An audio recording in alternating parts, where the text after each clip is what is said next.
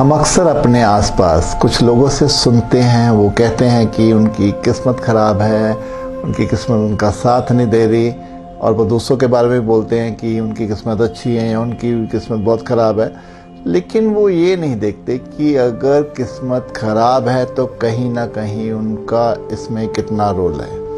मैं कहता हूँ आज भी जो लोग ये मानते हैं कि उनकी किस्मत ख़राब है, उनको एक बार देखना चाहिए कि अपनी किस्मत के रूठ जाने पे उनका कितना हाथ है। अगर ये कहानी को समझे तो अपनी किस्मत को चमका सकते हैं। कहानी एक ऐसे व्यक्ति की जो बिल्कुल गरीब होता है और भिखारियों जैसा जीवन व्यतीत कर रहा होता है। उसमें इतनी भी प्राण शक्ति नहीं होती कि वो अपने कमरे को साफ कर ले। वो अपनी एक मिजरेबल लाइफ जीता चला जाता है। यहाँ तक कि ना वो उसके कमरे में जो डस्टिंग है, इतनी मिट्टी, मकड़ियों के जाले, बल्कि चूहे भी इधर उधर दौड़ते नजर आते हैं। उसको लगता है कि अब इस जीवन को जीने का और कोई साध नहीं है। तो किसी तरह वो जब एक दिन बाहर निकलता है तो उसे एक साधु मिलता है। तो वो साधु से कहता है कि आप मुझे बताएं मेरा जीवन इतना मिजरेबल क्यों है, मैं अपने जीवन का क्या करूं।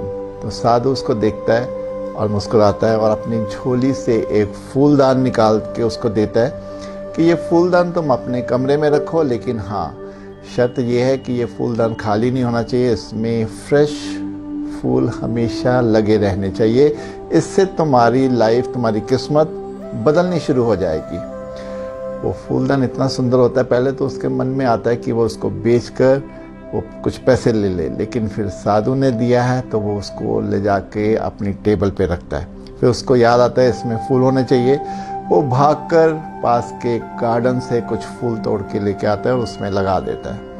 अब जैसे ही फूल वो लगाता है तो देखता है कि वो बहुत सुंदर लग रहे हैं, लेकिन जो आसपास उसके जाले हैं वो उसकी सुंदरता को कम कर रहे हैं। तो वो एक झाड़ू उठाता है, उन जालों को साफ करना शुरू कर देता है।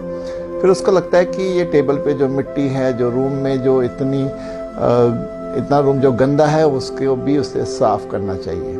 फिर वो झाड़ू लगाकर पूरा अपने रूम को साफ करता है, हर चीज़ को क्लियर करता है। तो देखता है उसका रूम बहुत ही सुंदर लगने लग जाता है। पहले उसके रूम में इतनी दुर्गंध थी कि कोई भी उसके रूम में नहीं आता था, लेकिन पहली बार था कि उसे ये लगा कि उसके जीवन मिजरेबल नहीं है, उसे एक अच्छी फील आनी शुरू हो जाती है। ये कहानी संकेत देती है हम सबको, उन लोगों को जो ये मानते हैं कि उनकी लाइफ मिजरेबल है, उनकी किस्मत उनका साथ नहीं दे रही। तो मैं उनसे पूछना चाहूँगा, क्या जीवन जो उनसे करने को कहता है, जो उनसे मांगता है, क्या वो वैसा करते हैं? अगर नहीं तो फिर किस्मत को दोष देना कहाँ तक उचित है, कहाँ तक ईश्वर से शिकायतें करना उचित है? क्योंकि हम ही अपनी किस्मत को बनाते भी हैं और हम ही अपनी किस्मत को बिगाड़ते भी हैं।